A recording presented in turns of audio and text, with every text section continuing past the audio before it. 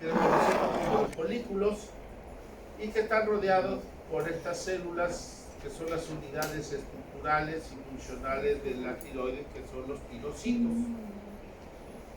Entonces va a ser un estroma, una glándula que va a contener folículos tiroideos.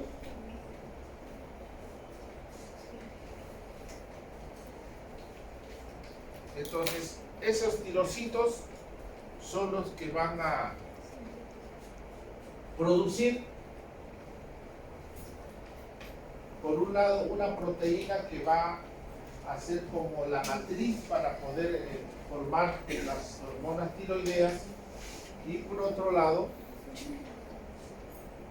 vamos a tener canales para el ingreso del yodo. Entonces, en esta cadena de la tiroglobulina van a insertarse las moléculas de yodo y formar ya pues lo que es las diferentes hormonas tiroideas. A modo de repaso, decimos pues, que el eje tiroideo empieza con el hipotálamo, ¿no es cierto? Del hipotálamo se libera una hormona liberadora de la tirotropina.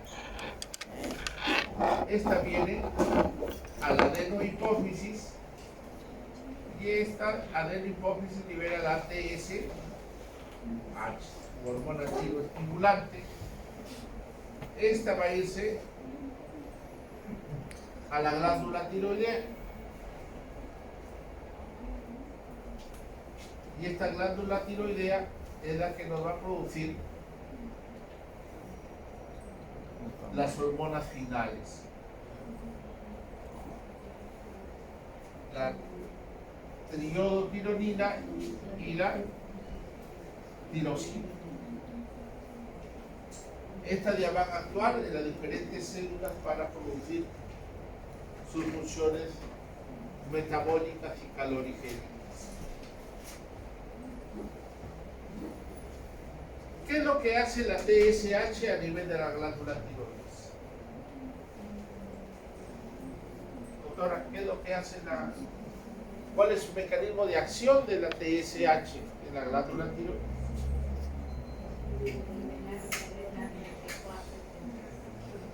Doctora. Genera una cascada, una serie de acciones para poder procesar la T3 o la T4 mediante la captación de yodo como primer paso y luego la oxidación y todo ese círculo. ¿No? Entonces, miren, aquí lo tenemos la TSH. Que viene del adénico, viene a la glándula tiroides y va a actuar sobre la membrana de vaso lateral que le llaman del tirocito, donde ahí van a haber unos receptores para la TSH. Al encajarse en este receptor, este es un receptor de proteína, es un receptor proteico que va a hacer que se mueva, que se transforme el ATP en el AMP cíclico y sirve como una energía para que ingrese el yodo. Esa es su función de la TSH a nivel de la tiroides. Promueve el ingreso de yodo dentro del tirocito. Este yodo ya va a entrarse en forma de pus y a nivel del polo folicular va a haber una proteína transportadora del yodo, que es la pendrina, que la hace ingresar al líquido folicular. Y en ese líquido folicular va a haber un proceso de yodación,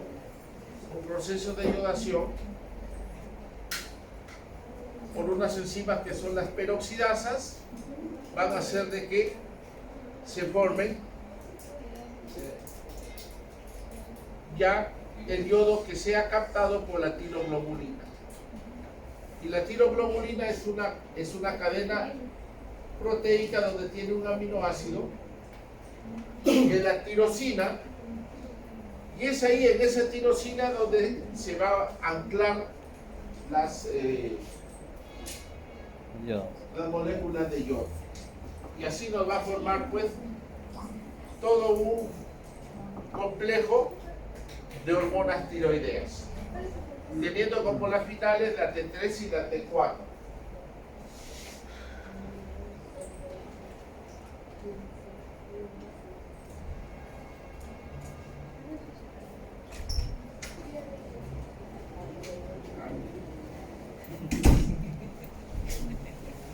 Entonces, ¿qué pasa, doctor Corrales, si es que no tengo suficiente cantidad de yodo? Vos, ¿Ah? ¿cómo crees? Te doy.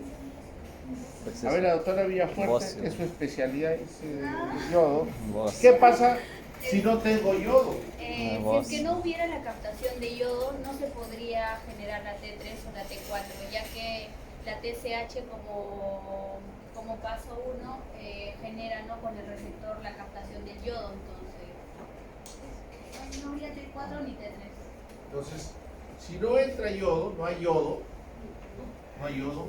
a pesar que mi TSH está normal, está trabajando mi TSH, pero no hay que pase, porque no hay yodo, entonces El transportador no trabaja. mi concentración de TH hasta ahí está, TSH está normal, ¿no? Lo que pasa es que no tengo el insumo para que ingrese.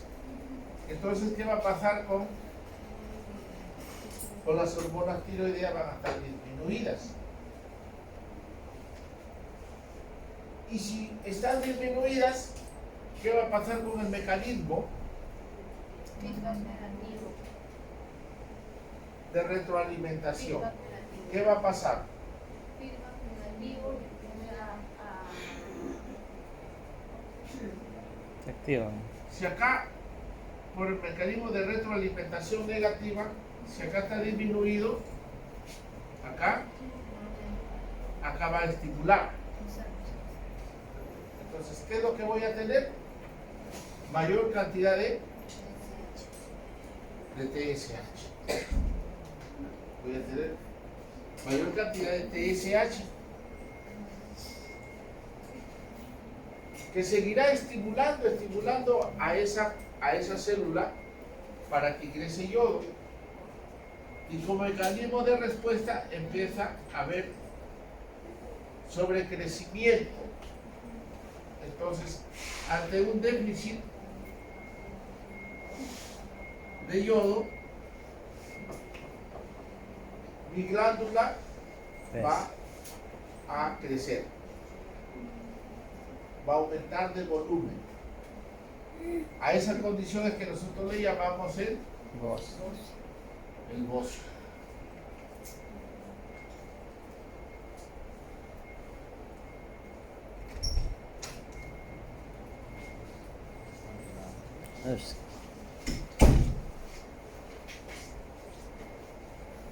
Entonces yo podría tener el crecimiento de la glándula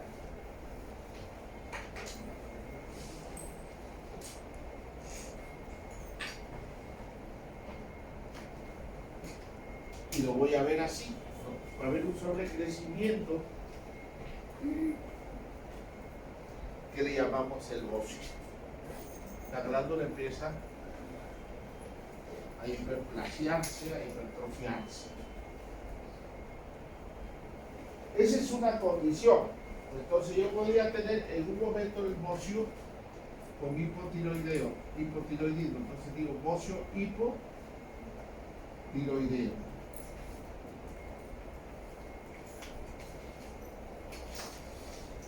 Pero por ahí podrían decir también, pero en la enfermedad de Graves también tengo crecimiento de la glándula tiroides.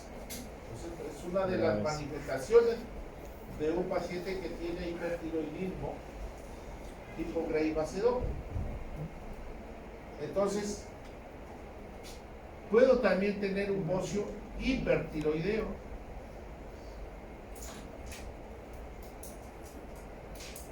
Esa es otra condición. Y podría tener bocio con concentraciones normales de hormonas tiroideas o no.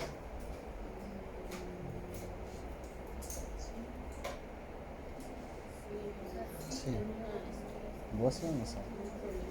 Fíjense, Torres, podría tener bocio con concentraciones El bocio es el normales de aumento del hormonas tamaño. tiroideas. Todo es bocio por hipo o por hiper. El problema ahí es la Entonces, puede deficiencia de que yodo, claro. ha crecido. Imaginémonos que ahí es tenemos la deficiencia un de bocio yodo.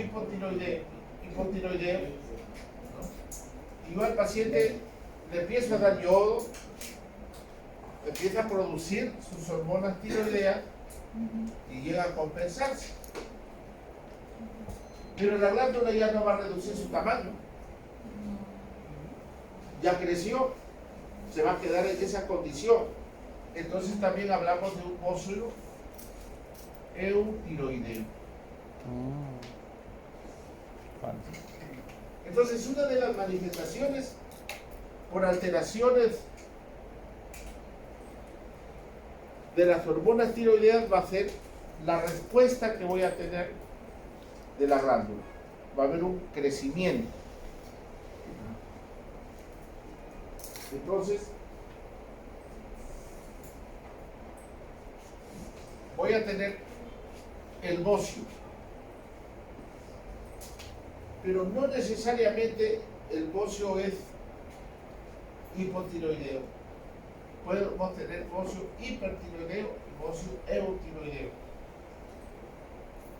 Entonces, cuando hablamos de bocio, solamente estamos haciendo denotar de que hay un crecimiento de la glándula tiroides. No me voy para ninguna de las disfunciones todavía, porque puede estar en cualquiera de estas. Es más, podríamos tener nódulos tiroideos. Empiezan a crecer estos nódulos y pueden hacer que la glándula tiroides también tenga crecimiento. Entonces, esa condición de sobrecrecimiento de la glándula tiroidea puede subir cualquiera de las rutas endocrinas que vamos a tener. En nuestro medio tenemos un problema con el yodo, que en las zonas andinas la gente no consume sal yodada.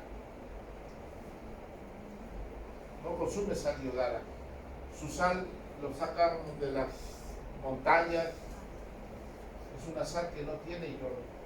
Además, el yodo, por la lluvia, se limpia el yodo y solamente quedan las piedras de sal, que no tienen yodo. Entonces, esas personas hacen un bocio hipotiroideo. Como son de ciertas regiones, a esos bocios también se le llama el bocio endémico. El bocio endémico. Entonces, hay zonas andinas donde gran parte de la población tienen bocio. Entonces, a eso le llamamos el bocio endémico. Por eso que se recomienda en estos grupos que se administre algunas sales que tienen yodo, las sales yodadas.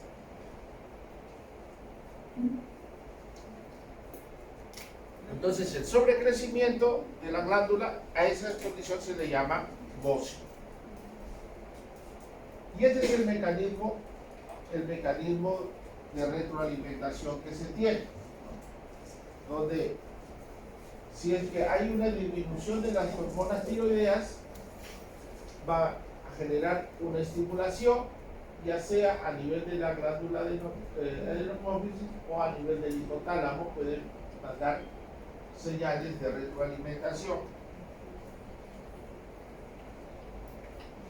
Seguramente esto ya lo han visto ustedes, ¿no es cierto? Y la pregunta, doctora, ¿las hormonas tiroideas ¿a qué nivel actúan?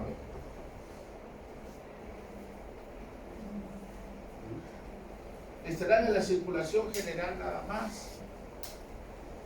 ¿Entran a las células o no entran a las células? Sí. ¿Y en qué parte de las células actúan las hormonas tiroideas? En el núcleo. Entonces, los receptores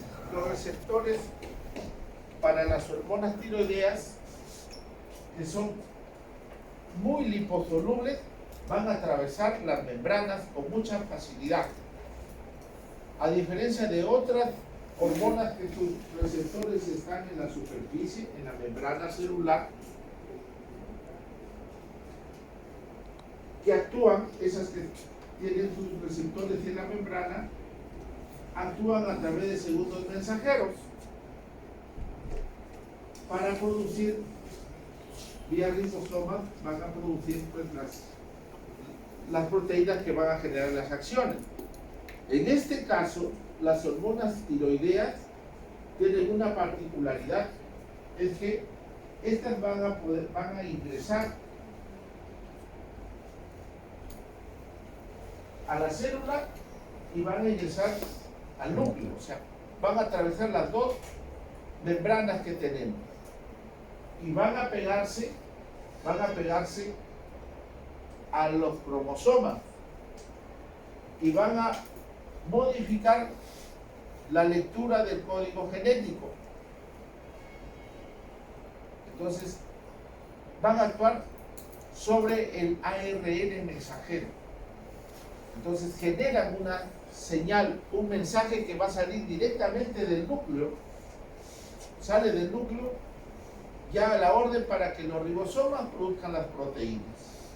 A diferencia de las otras hormonas de superficie que van a actuar solamente en el citoplasma, vía segundos mensajeros, hacen de que se active algunas proteínas y así se liberen. En cambio, las hormonas tiroideas no, entran al núcleo y modifican la secuencia de genes para la producción de acción. Entonces, esa es la segunda característica que hay que mencionarlo. Y finalmente, para entender el problema, es que nosotros en la circulación mayormente manejamos el T4. Pero ¿cuál es la hormona metabólicamente activa? La T3. Entonces, la T4, cuando llega a la célula, van a haber unas enzimas que lo van a transformar en T3. Y es la T3 la hormona tiroidea metabólicamente activa. Ella es la que va a entrar al núcleo y va a generar la modificación. Es decir, dentro del núcleo hay receptores solamente para T3, no hay receptores para T4. Por eso que tiene que transformarse primero, T4 tiene que transformarse en T3 para que así pueda encontrar su receptor a nivel nuclear y producir la modificación del código genético, y el ARN mensajero que está saliendo ya sale así codificado. Así ya sale al citoplasma y empieza la síntesis de sus proteínas.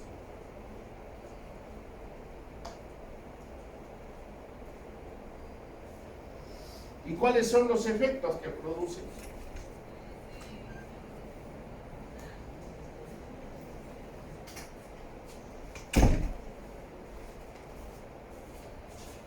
Entonces, ¿qué se actúa? No. En forma sistémica.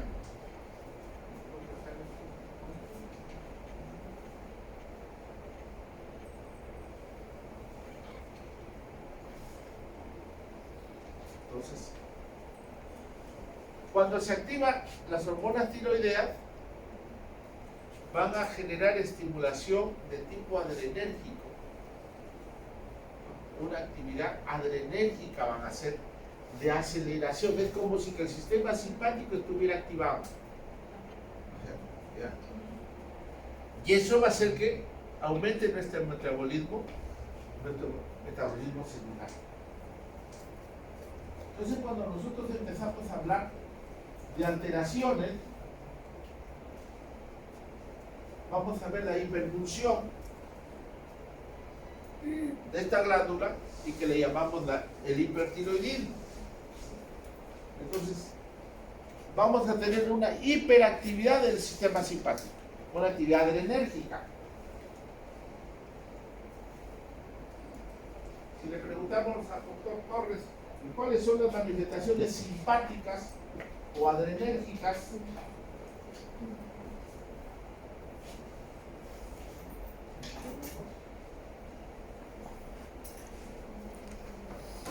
Aumento de taquicardia. Bueno, en realidad se le da el metabolismo basal y con esto casi todas las funciones del organismo, ¿no? Entonces, a nivel cardiovascular va a producir por ejemplo, a nivel cardiovascular, ¿qué va a producir? aumento de la frecuencia cardíaca. Entonces, vamos a tener taquicardia, ya, taquicardia. Y ojo, esto nos puede llevar a la fibrilación. ¿Qué más?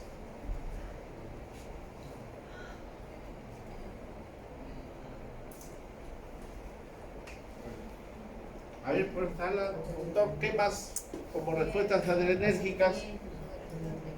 Aumenta el peristaltismo.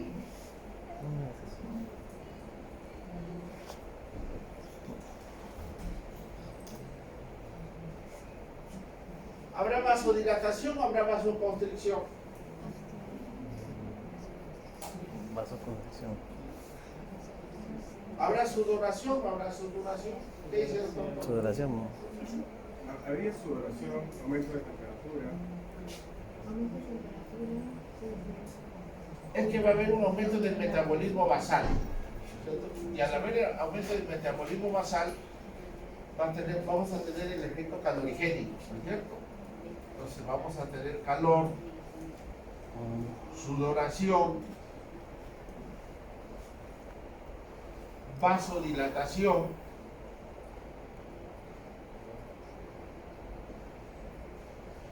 Entonces hay un contexto sintomático bastante florido. Claro. Su voz es tremolante, todo en ello resumba. Y ahí en una de las manifestaciones le pedimos a un paciente que levante las manos, que extienda las manos,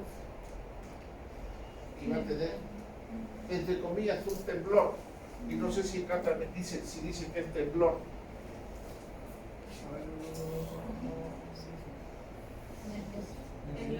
Acá dice temblor fino, ¿no es cierto? Que en verdad no es un temblor, no es un temblor neurológico, es un temblor de resonancia de la hiperexcitabilidad simpática. Por eso que nosotros mejor le decimos tremor. Es la resonancia de su hiperdinamia que está teniendo. Esa taquicardia se va a reflejar en esto, incluso en el tono de voz. Una voz temblorosa va a tener.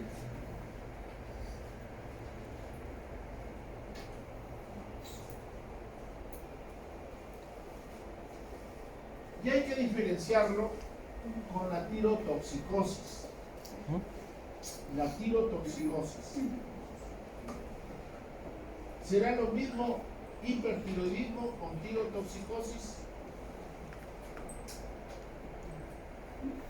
No.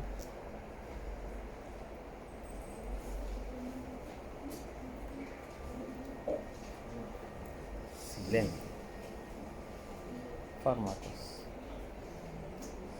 Incluso acá está diciendo tirotoxicosis sin hipertiroidismo.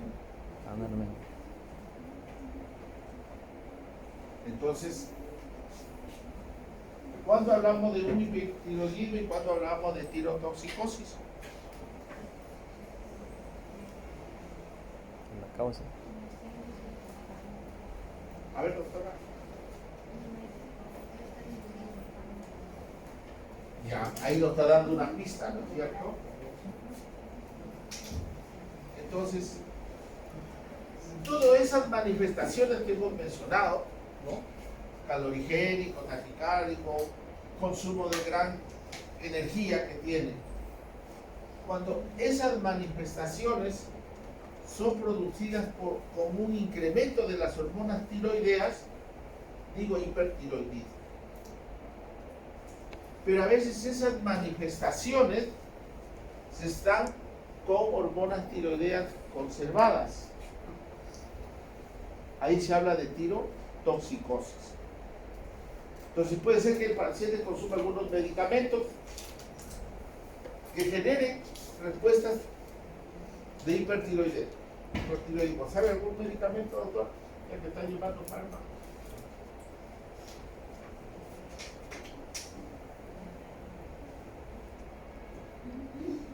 Amiodarona. Entonces van a haber condiciones, la miodarona, por ejemplo. Van a haber circunstancias en las cuales el paciente va a tener una respuesta intensa de manifestación hipertiroidea. Pero tú haces los dosajes y sus hormonas tiroideas están compensadas. Y ahí hablamos nosotros de crisis tirotoxicósica, o le llamamos la tormenta tiroidea. El paciente hace hipertermia, hace una gran taquicardia en esos pacientes y están en riesgo de fallecer. Ellos pueden hacer un paro cardíaco o pueden fallecer por hipertermia. El golpe de calor que ellos generan es bastante alto, llegan a 41 o 42 grados. Entonces, miren las manifestaciones de una sobrecarga tirotoxicosis. Aquí debería decir hipertermia, no decir fiebre. ¿Será lo mismo fiebre con hipertermia, doctor? ¿Es lo mismo o no? Doctora, ¿fiebre con hipertermia es lo mismo? Sí, claro, porque la fiebre también tenemos valoraciones altas. Y la hipertermia es el aumento exacerbado. ¿Es doctora? ¿Me lo preguntamos a nosotros porque sabe?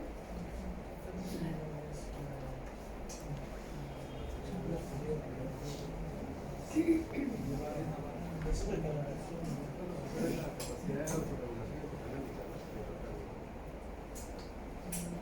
Entonces, el doctor nos da una gran pista, ¿no es cierto? Cuando ustedes tienen fiebre, el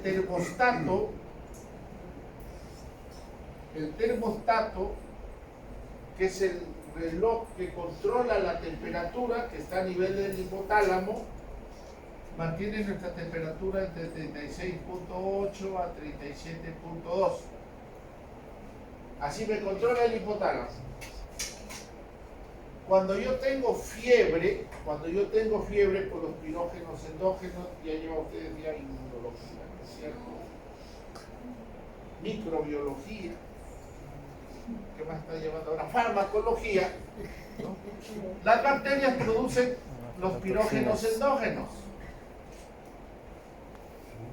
Estos pirógenos endógenos van al hipotálamo y aquí hacen de que se libere prostaglandina E. Y esa prostaglandina E hace de que mi reloj, mi termostato, aumente su centro de control. Ya no controla en 37, ya controla en 39. Es decir, estos pirógenos endógenos elevan el termostato a una nueva temperatura. Entonces mi hipotálamo va a decir, ¿sabe qué? Yo ahora voy a controlar a 39. Y entonces se generan todos los mecanismos calorigénicos y me lleva a esa temperatura de 39, pero porque mi termostato se modificó. ¿Y qué hacen ustedes? Le dan el antipirético, ¿no, doctora? ¿Le dan qué antipirético le dan? El metamizol, el paracetamol, los antiinflamatorios no esteroideos que tienen efecto antipirético, les dicen, ¿sí o no? Antipirético. Hay antiinflamatorios que son más antipiréticos que antiinflamatorios. Hay antiinflamatorios no esteroideos que son más analgésicos que antipiréticos, o sea, para todos los gustos. Estos que actúan, estos dónde actúan, hacen de que se inhiba la prostaglandina, entonces ya no va a haber quien lo modifique al termostato y entonces esto baja. Eso es fiebre. Ese es el mecanismo de fiebre. Se eleva el centro de control a un nivel mayor vía prostaglandina. ¿Quién lo estimula? Los pirógenos endógenos. Entonces las bacterias cuando ingresan se degradan en sus cápsulas, en sus paredes de la bacteria, tienen pirógenos endógenos que tienen. Pero en hipertermia, ¿qué sucede? En hipertermia, mi reloj central siempre va a estar normal, acá siempre va a estar normal. Pero periféricamente yo estoy generando mucha calor. Genero mucho metabolismo que mi cuerpo tiene que ya tratar de botarlo periféricamente, pero mi temperatura, mi termostato está ahí normal. Entonces es una elevación de la temperatura con el control hipotalámico conservado. Eso es hipertermia. ¿Los antipiréticos lo bajarán? No lo bajan, porque mi termostato está normal, ¿no? Entonces, ¿qué hago dándole yo a esos pacientes paracetamol, metamizol? Entonces, los que tienen crisis tirotóxica, tienen manifestaciones severas de acciones tiroideas, para no llamar hipertiroidismo, entonces van a tener mucho calor, van a tener hipertermia, que lo van a llevar a un exceso de sudoración, taquicardia severa, ¿no es cierto? Porque el organismo está tratando de eliminar ese calor que se está generando por la gran respuesta metabólica. ¿Y cómo le bajaría la temperatura en estos pacientes que hacen crisis tirotóxica?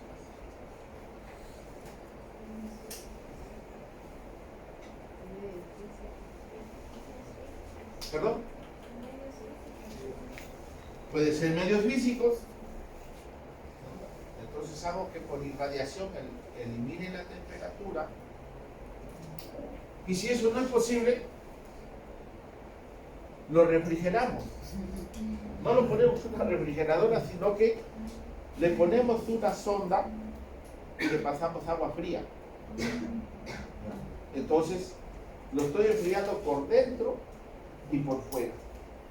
Entonces es una de las formas que nosotros bajamos el calor en los pacientes que están haciendo manifestaciones agresivas de lo que es la tirotoxicosis. Entonces son, digamos, síntomas de hiperfunción de las glándulas tiroideas, pero con niveles normales de hormonas tiroideas. Son las crisis tirotoxicosis.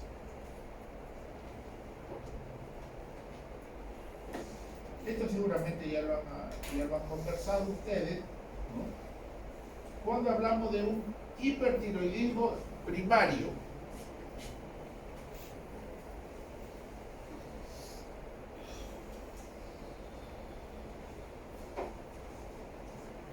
cuando es la glándula la que está produciendo un exceso de hormonas tiroideas, cuando esa sobrecarga de T3 y de T4 obedece a la glándula tiroides. Entonces vamos a tener ahí, pues, cuando hay un adenoma tóxico, por ejemplo, un adenoma, una tumoración, cuando hay sobrecrecimientos nodulares, hay nódulos activos que empiezan a crecer dentro de la glándula, son nódulos hiperfuncionantes, lo hacen crecer a la glándula, y si nosotros le tomamos pues una ecografía, que es el examen rápido que hacemos, vamos a encontrar pues de que esa glándula está crecida con estas nodulaciones, con estos nódulos quísticos, en la cual se está sobreproduciendo pues tiroglobulina y está formándose muchas hormonas T3, T4. Entonces es la glándula la que se va a afectar y nos va a producir ese incremento. Si yo le pidiera un dosaje de hormonas tiroideas en el hipertiroidismo primario, ¿cómo estarían esas hormonas? Entonces, si yo le pido T3 y T4, ¿cómo estarían en el hipertiroidismo primario? Van a estar elevados.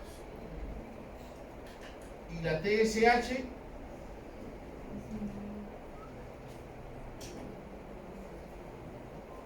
¿cómo van a estar la TSH? Disminuido.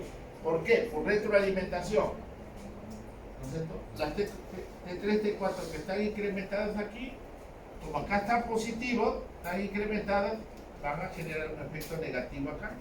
Entonces va a hacer que disminuya la TSH. Va a disminuir la TSH. Entonces, aquí digo pues que es un hipertiroidismo de tipo primario. Y si el problema no está en la glándula tiroides, sino está en la adenohipófisis, yo digo ese es un hipertiroidismo de tipo secundario. En ese caso, ¿cómo estarían las hormonas T3 y T4? A ver, doctora Lito, T3 y T4 en un hipertiroidismo secundario, ¿cómo estaría? Bajos. Entonces ya no es un hipertiroidismo.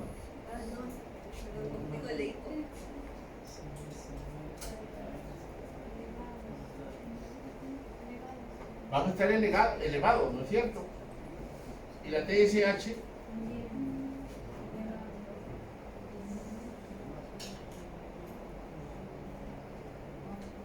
¿qué dice otra vía fuerte?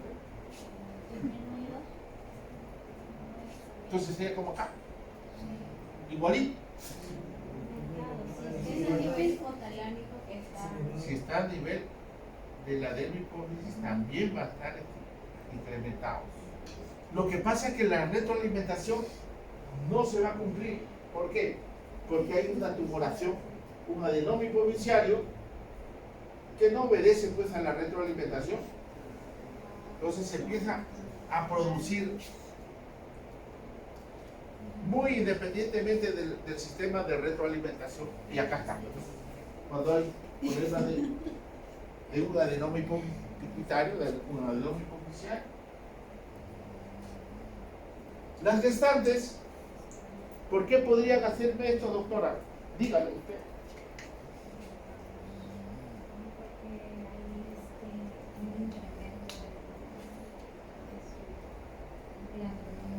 Las glándulas hipofisiarias en las gestantes crecen al doble. Entonces vamos a tener una glándula hipofisiaria más funcionante que cuando no está gestando. Entonces puede hacerme un cuadro de tirotoxicosis. Entonces, o algún tumor secretante que esté por fuera de la adenohipófisis. Algunos tumores ectópicos que podríamos tener que estén produciendo TSHs y están estimulando a la glándula tiroides. Entonces, ese es el hipertiroidismo de tipo secundario.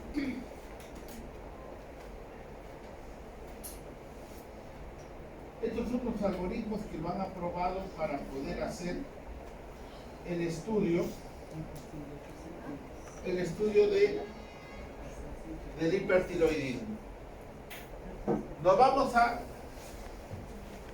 valorar primero lo que es la TSH. Si la TSH está baja, ¿no es cierto? Ya eso me puede, si tiene signo de hiperfunción, ya nos está diciendo que ese es un hipertiroidismo de tipo primario. Entonces vamos a ir a medirlo, las hormonas tiroideas. Si estas están elevadas, estamos hablando de hipertiroidismo.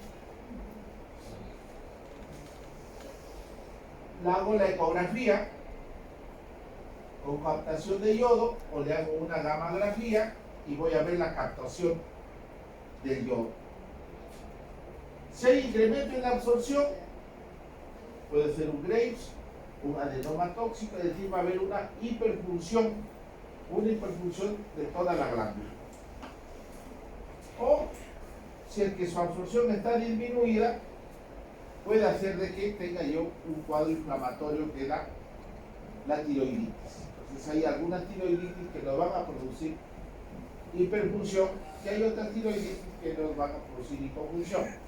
Pero dejamos como la tiroiditis, mayormente por infecciones virales, me van a producir un cuadro de hipertiroidismo.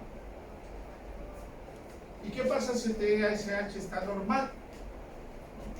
Me voy a fijar en la T4. Si la T4 está normal, descarto de que sea un hipertiroidismo, y si eso está elevado, entonces yo voy a ver, ¿no?, si es que hay alguna alteración a nivel de la adenohipófisis. Entonces este es un algoritmo que la Sociedad Americana de Endocrinología lo ha diseñado para hacer el estudio y seguimiento. ¿Cómo llamamos a esa expresión clínica?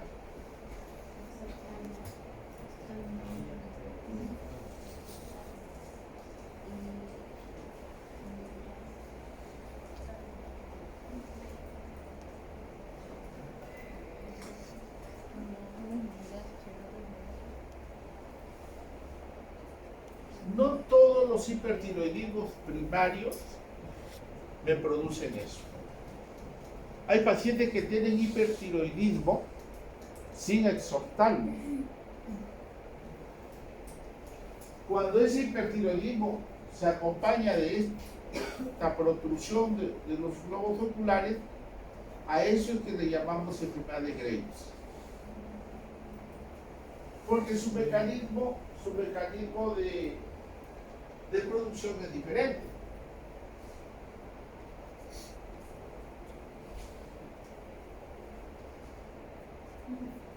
¿Qué sucede en esta enfermedad, en la enfermedad de Graves fase 2?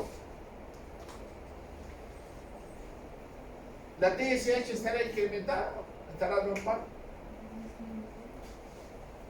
¿Ah?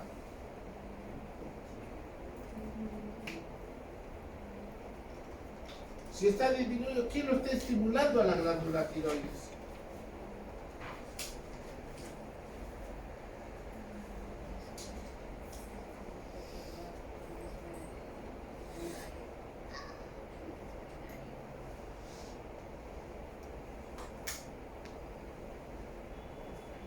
Entonces, en la enfermedad de Graves, el problema está acá,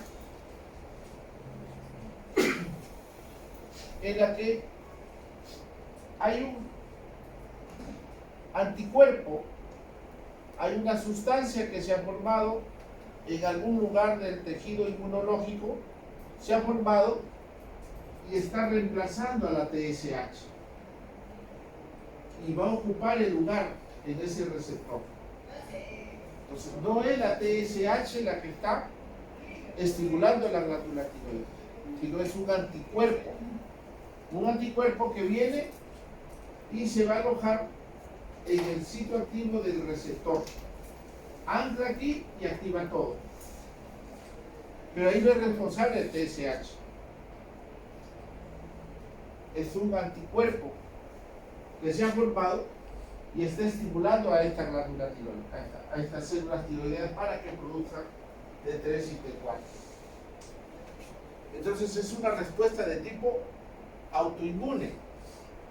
Por eso que ellos empiezan a hacer otras manifestaciones muy diferentes a la sobreestimulación de T3, T4. Y es así que ellos van a tener esta expresión. van a tener un bocio hipertiroideo, van a tener el exoftalmo, acompañado de todo el otro cortejo sintomático que habíamos hablado, ¿no? Taquicardia, intolerancia al frío, la piel suave, la piel lisa, caliente, y pueden acumular una sustancia coloidea que se va a alojar a nivel de los maleolos, dando la apariencia que eso sea pues un edema. Pero ¿cuál es la diferencia? Esta acumulación de agua no te deja el hoyo que deja los edemas clásicos, que es la povea. Ellos no generan povea. Son acumulaciones en estas grandes articulaciones, que pueden acumularse también en las muñecas, como en las gestantes, doctora. ¿Y qué nos produce cuando se acumula líquido en las muñecas?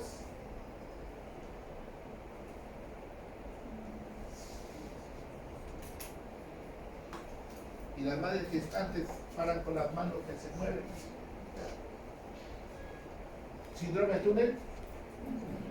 Síndrome túnel carpiano. Entonces se acumula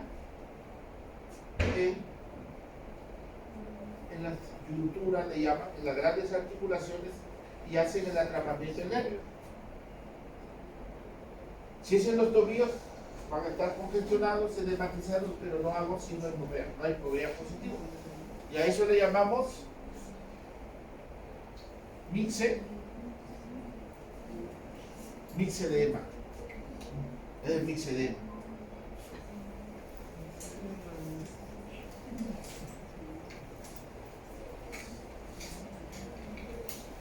Y en cuanto al hipotiroidismo, que es la disminución del opuesto al hipertiroidismo, también vamos a tener manifestaciones típicas. Ellos no hacen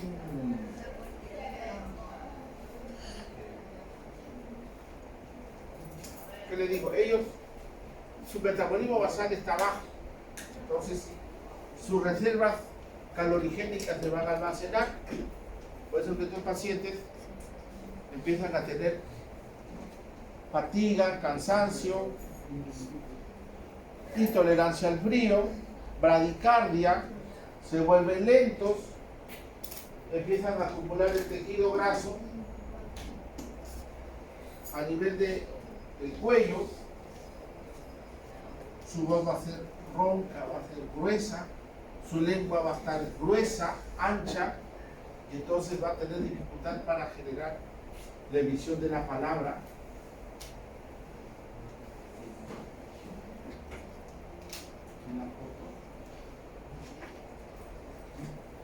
Entonces empiezan a acumular el tejido graso a nivel del cuello, se le engruesa. Miren acá está, macroglosia, su lengua se vuelve gruesa, acartonada, labios gruesos, y su tono de voz va a modificarse. Es una voz gruesa, ronca, lenta, radicíquica, tiende a dormir, aparente a un síndrome de Chica que ellos han tenido.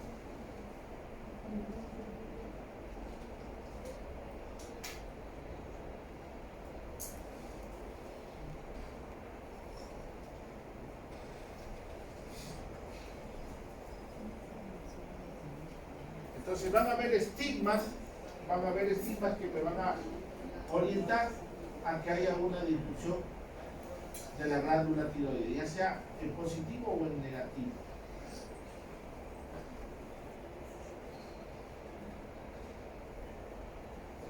¿Cómo empiezo a valorar a estos pacientes?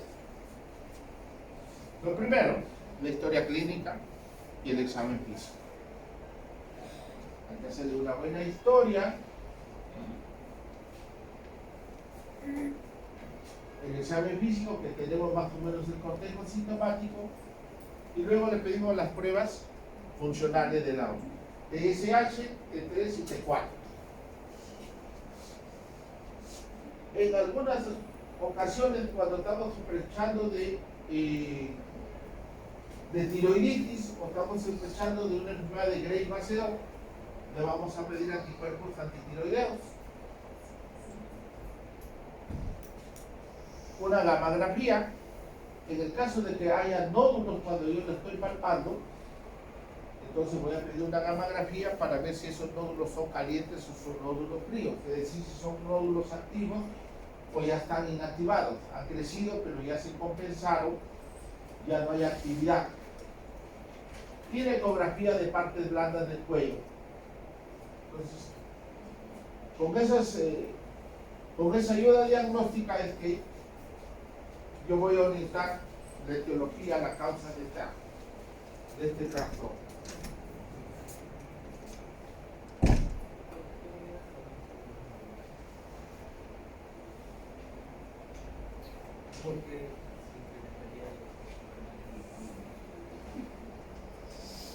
¿Por qué habría imaginemos así?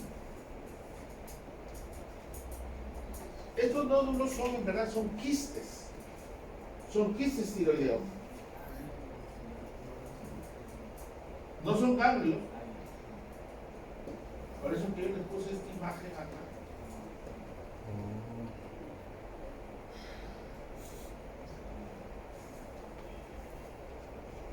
Estos folículos son los que van a empezar a crecer.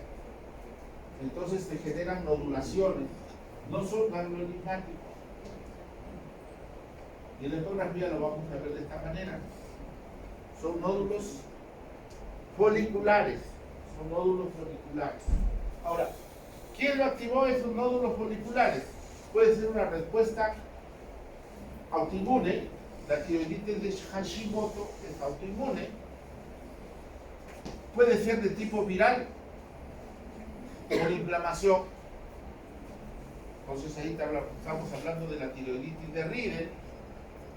O puede ser una fibrosis que está invadiendo la glándula tiroidea, la tiroiditis de Kervain.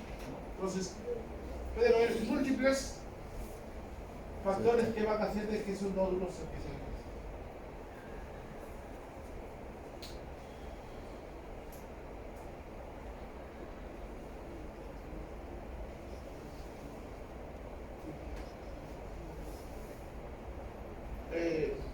Un comentario final de repente es que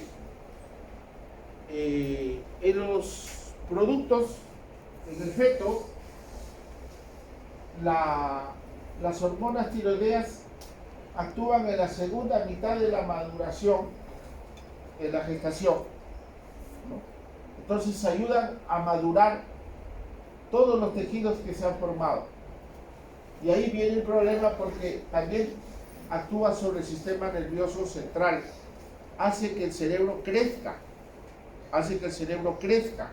en la embriogénesis, hasta las 8 semanas, se formó el tubo neural, se formó el prosencéfalo, el mesencéfalo, el telencéfalo, que de repente se acuerdan, pero a partir de ahí son las hormonas tiroideas las que la hacen crecer al cerebro. ¿Qué pasa si es que la madre es hipotiroidea? Se detiene el crecimiento del sistema nervioso. Entonces los niños, los recién nacidos, van a nacer hipotónicos, bradisíquicos, lentos, y durante su desarrollo van a tener pues un retardo en el desarrollo psicomotor. Como no tienen buena masa encefálica, ellos van a hacer microcefalia y van a hacer un retardo en su desarrollo. Por eso que a ellos me decían antes el cretinismo.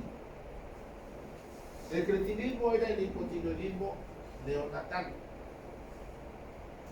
que ya ese término se ha cambiado por hipotiroidismo neonatal. Pero antes en la literatura se decía cretinismo, porque había un enlentecimiento de desarrollo psicomotor y hablaba pues del grado severo en el retardo mental, que era la idiotez. O sea, la idiotez es un grado mínimo de desarrollo psicomotor. Aquellos que le hacían su test de inteligencia salía pues menos de 50. A ellos le decían los idiotas. Ellos eran los idiotas. Entonces, como eran términos despectivos, es que la literatura médica lo ha cambiado. Lo ha cambiado. Entonces, en ellos es un punto crítico, razón por la cual pues hay todo un screening ahora en los neonatos de descubrir con anticipación si es que los niños tienen este problema del hipotiroidismo neonatal. Muy bien, creo que hasta ahí conversamos. Si hay alguna pregunta para comentar.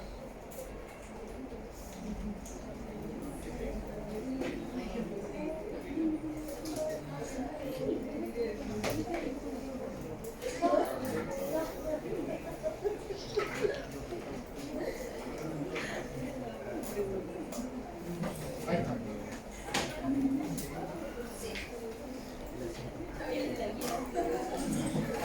Ese es el hipotiroidismo subclínico que dice su compañero.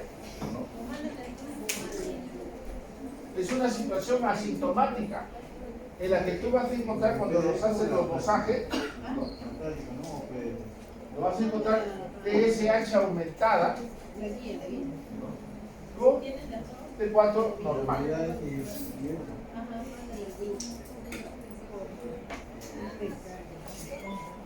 Bien, entonces, hasta este tema es que nosotros vamos a tomar la evaluación hasta la semana 5. Hasta la semana 5. ¿Sí, doctor? Había un cuadro de Orozco de no sé, si PPT. Hay como 8 cuadros. ¿Cuál cuadro? Casi antes de entrar al hipotiroidismo. ¿No? De habilidades digitales. ¿En dónde está ese cuadro? En el PPT, antes de entrar al hipotiroidismo había eso.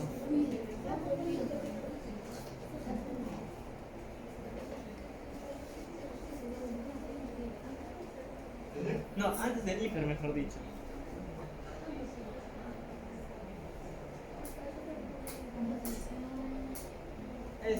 Ese de ahí. Este es para casos de nódulos tiroideos. Estos más que todo son informes ecográficos que te van a dar. Eso no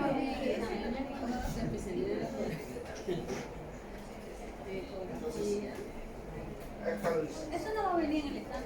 No, eso no va a venir, porque esos son los informes radiológicos que nos van a dar. ¿No? Entonces, por ecografía te van a dar algunas descripciones. ¿No? Unas descripciones para que tú lo llenes. Pero ellos son los que te van a dar el diagnóstico. Creo que esta es una lámina que nos ha puesto los que enviaron esta matriz. Pero yo no lo conseguí.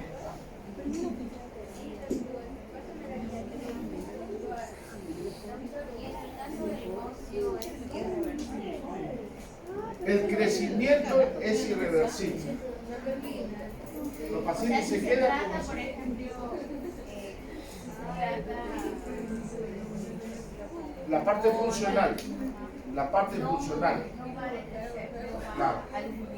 Ah, pero tú me dirías, ¿y cómo lo bajaría el negocio?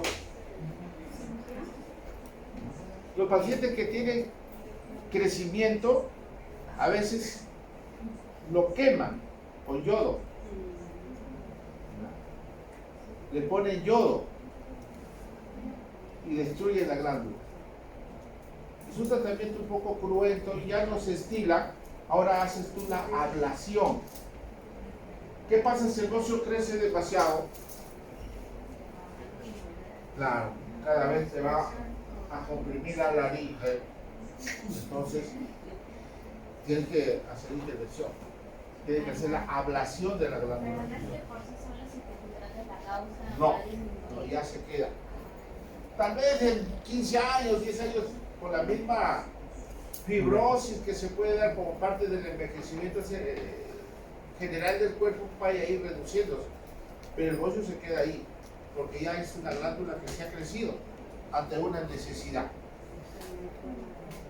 Igual los nódulos igual se tratan, ¿no? Por eso se pide si es un nódulo frío o es un nódulo caliente. El nódulo frío te dice que ese nódulo está inactivo. Los nódulos calientes hay que verlo, si son benignos o malignos. Puede ser un nódulo caliente por una infección, le vas a dar el tratamiento para eso. Si es un nódulo que está activo por una respuesta inmunológica, y haces tratamiento con corticoterapia. Y si es un nódulo maligno, le das radioterapia y después lo operas. Entonces, para eso se hace ante el crecimiento nodular, se le hace estudio con gammagrafía para ver si son nódulos que están activos, que dicen nódulo caliente. El ecografista o el radiólogo importa aquí, nódulo caliente o nódulo frío. Y según eso tú tomas ya la decisión.